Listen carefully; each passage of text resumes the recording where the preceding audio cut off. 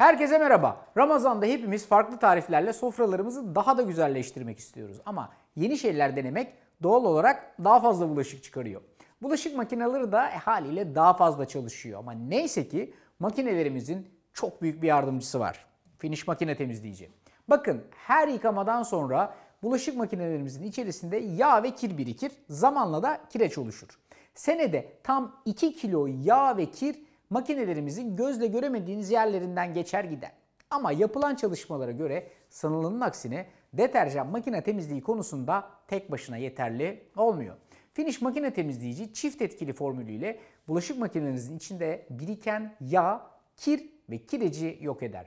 Bulaşık makinenizi çiçek gibi yapar. Üstelik koku sorununu da çözer. Temizlik konusunda ekstra hassas olduğumuz bu dönemde makinemizin temizliği de bir o kadar önemli. Temiz makine, temiz bulaşıklar için Finish makine temizleyiciyi 3 ayda bir kullanmanız yeter. Şimdilik bu kadar. Bir sonraki bölümde görüşmek üzere. Arda, anneannenin bu biber dolması tarifi bizim yaptıklarımızdan çok daha değişik. Evet, biraz farklı oluyor. Yani içerisindeki o baharatlar çok diğer bildiğimiz baharatlar gibi değil. Anneannemin tarifinde özellikle soğan çok. Bak aynen şöyle yapılıyor. Nasıl? Tencerenizi ocağa koyun, altını yakın ve içerisine yaklaşık 1,5 bardak kadar zeytinyağı ilave edin. Zeytinyağı ısınınca 7-8 tane orta irice boy soğanı içerisine ekleyin ve soğanlar yumuşayana kadar güzelce kavurun.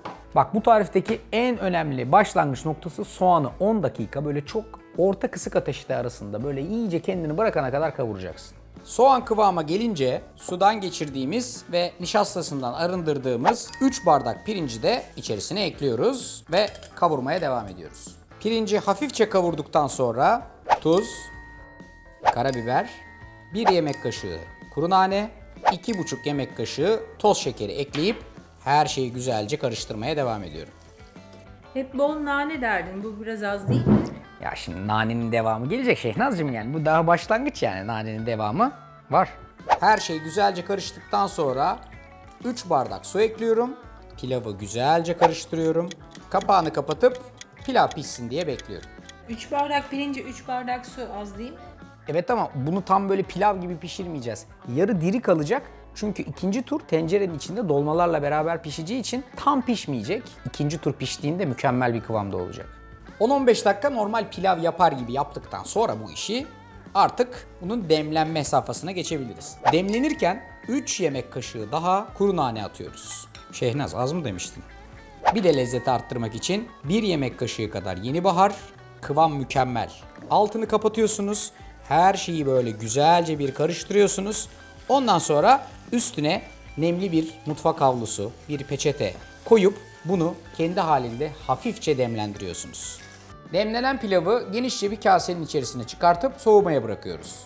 Biberlerin kafalarına parmağınızla hafifçe bastırıyorsunuz. Kafa kısmını gövdeden ayırıp tamamen oyunun dışına çıkartıyorsunuz. İçini boşalttığımız biberleri iç pilavla güzelce dolduruyoruz. Tencereye dizmeye başlıyoruz. Domatesin etli kısmını bıçağımla güzelce kesiyorum ve tencerenin içerisine dizdiğim bu dolmaların üstüne kapak olacak vaziyette kapatıyorum. Şimdi yeniden ocağa geçiyoruz. Bu dolmaları güzelce yarım saat kadar pişireceğiz. Ama çok önemli bir nokta var. Birincisi içerisine ekleyeceğimiz su miktarı. Tencerenizin en fazla yarısına gelecek kadar ama bence çeyreği kadar su gayet yeterli olacaktır. Dolmaların içerisine su girmeyecek. Kenardan tencerenin 1/4 kadar su ilave edeceğiz. Ve üstüne şöyle bir yarım bardak kadar daha zeytinyağı gezdireceğiz. Yapacağımız şey bu arkadaşın kapağını kapatmak, altını yakmak ve kısık ateşte yarım saat 35 dakika kadar pişirmek. Güzel zeytinyağlının bir diğer sırrı da pişirdiğiniz tencerenin içerisinde soğutmak. Hatta belki bir sonraki gün yerseniz daha iyi olur. Benim o kadar sabrım yok ama tencerenin içerisinde soğutacak kadar sabra sahibim. Yani anlayacağın şey Nazcığım, dolmanın bütün püf noktaları bunlar. Bunları yaptıktan sonra artık pişmesini bekleyeceksin. Tamam, bekliyorum. Bir de tencerede soğumasını. Bence o daha zor ya.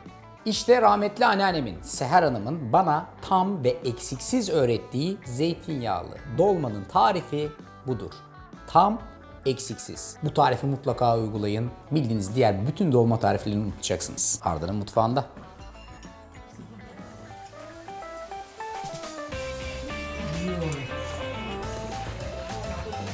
Ne var ya?